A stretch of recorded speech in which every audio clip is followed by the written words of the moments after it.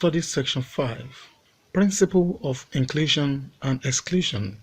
Introduction. In the previous study session, we discussed the fundamental principle of counting. In these study sessions, we shall discuss the second counting principle, solve set problems, using both the Venn diagram and the principle of inclusion and exclusion. Learning outcomes for study section 5. At the end of the study sessions, students should be able to use the Venn diagrams and the principle of inclusion and exclusion to solve problems in set theory. State the principle of inclusion and exclusion. Venn diagrams. A set is a collection of objects which can be distinguished from each other. The objects comprising the set are called the elements of the set, and they may be finite or infinite in number. Venn diagrams are diagrammatical representation of sets. For instance, consider the set A is equal to, suppose that A has a subset B is equal to, the diagrammatic representation of this is shown below. Solving problems using Venn diagrams. Example 1. In a sample of 1,000 foodstuff stores taken at an Ibadan market, the following facts emerged. 200 of them stock rice, 240 stock beans, 250 stock garri, 64 stock both beans and rice, 97 stock both rice and garri, while 60 stock beans and garri. If 430 do not stock rice, do not stock beans, and do not stock garri, how many of the stores stock rice, beans, and garri? Solution.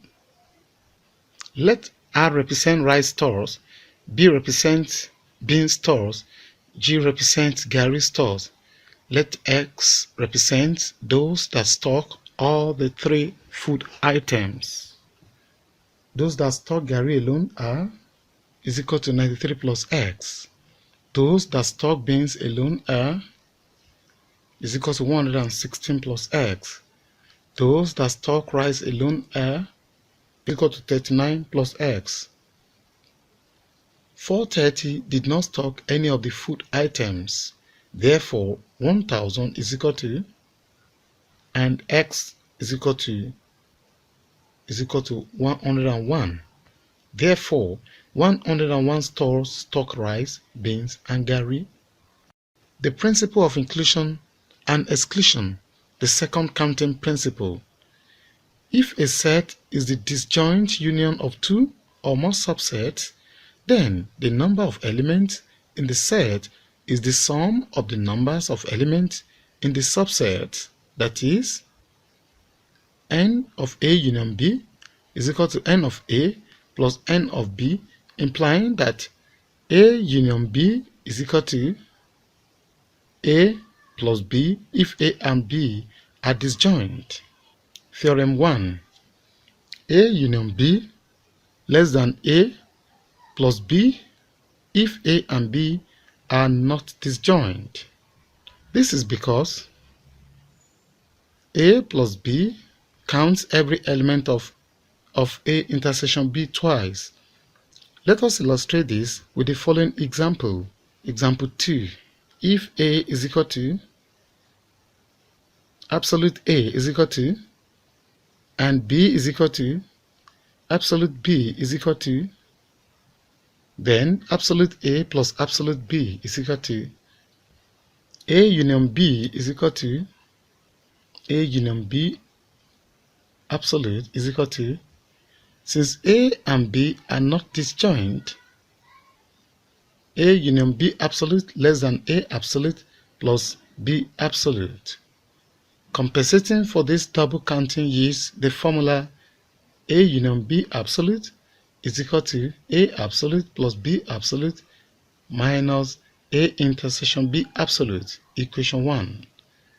From our example, A intersection B is equal to 3, 4, 5, 6. A intersection B absolute is equal to 4. A union B absolute, 5 plus 5 minus 4 is equal to 6, thus proving equation 1. Theorem: A union B union C absolute is equal to A absolute plus B absolute plus C absolute minus A intersection B absolute minus A intersection C absolute minus B intersection C absolute plus A intersection B intersection C plus A intersection B intersection C absolute for 3 sets A, B, and C. Proof: we know from equation 1 above that A union B absolute is equal to A absolute plus B absolute minus A intersection B absolute. Then, for 3 sets, A union B union C absolute is equal to applying equation 1 to B union C absolute gives, because A intersection B union C is equal to A intersection B union A intersection C. We can apply equation 1 again to obtain A intersection B union C is equal to, finally, a combination of equations 2 and 3 yields equation 4, thus proving theorem 2. From this derivation, we notice that an element of A intersection B intersection C is counted 7 times in equation 4. The first 3 times with a plus sign, then 3 times with a minus sign, and then once more with a plus sign. Example 3. If A is equal to 1, 2, 3, 4, B is equal to 3, 4, 5, 6, C is equal to 2, 4, 6, 7, then A union B union C is equal to 1, 2, 3, 4, 5, 6, 7. A union B union C absolute is equal to 7. Question A. A absolute is equal to 4. B absolute is equal to 4. C absolute is equal to 4. A absolute plus B absolute plus C absolute is equal to 12. A intersection B is equal to 3, 4. A intersection C is equal to 2, 4. B intersection C is equal to 4, 6. In this example, absolute A intersection B is equal to absolute A intersection C is equal to absolute B intersection C is equal to 2. So that A intersection B absolute plus A intersection C absolute plus B intersection C absolute is equal to 6, and so on. Therefore, A union B union C absolute is equal to 12 minus 6 plus 1 is equal to 7, equation B. Thus A is equal to B, thus establishing theorem 2. Generally, the principle of inclusion and exclusion, PIE, states that if A1, A2, AN are finite sets, the cardinality of their union A1 union A2 union AN absolute is equal to. Proof. On the left is the number of elements in the union of n sets.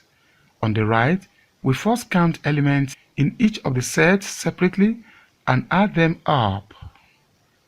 If the set AI are not disjoint, the elements that belong to at least 2 of the set AI or the intersections AI intersection AJ are counted more than once. We wish to consider every such intersection, but each only once. Since AI intersection AJ is equal to AJ intersection AI, we should consider only pairs AI, AJ in bracket with 1 less than j. When we subtract the sum of the number of elements in such pairwise intersections, some elements may have been subtracted more than once. Those are the elements that belong to at least 3 of the set AI. We are the sum of the element of intersections of the sets taken 3 at a time. Note, the condition I less than j less than k ensures that every intersection is counted only once.